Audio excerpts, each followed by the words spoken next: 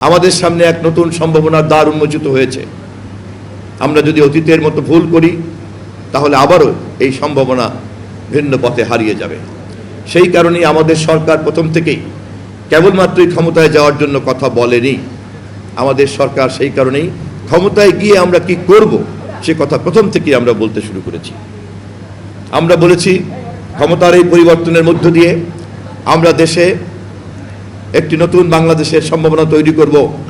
আমাদের নেতা তারেক রহমান বলেছেন, তিনি দেশে এসেছেন, সরকার গঠন করেছেন, তার আগেই তিনি বলেছেন আই হ্যাভ এ প্ল্যান, তার একটা পরিকল্পনা আছে এবং সেই পরিকল্পনার মধ্য দিয়ে আমরা একটি নতুন বাংলাদেশের পথে ধীরে ধীরে ধীরে ধীরে এগিয়ে যাব।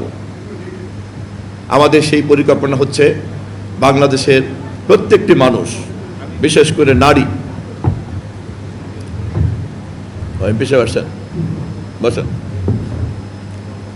বিশেষ করে নারী জনগোষ্ঠী, পশ্চাৎপদ এই জনগোষ্ঠী, আমরা তাদেরকে ক্ষমতায়ন করতে চাই।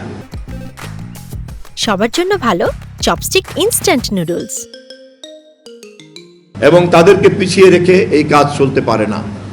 আমরা সেই কারণে ফ্যামিলি কার্ডের পরিকল্পনা করেছি।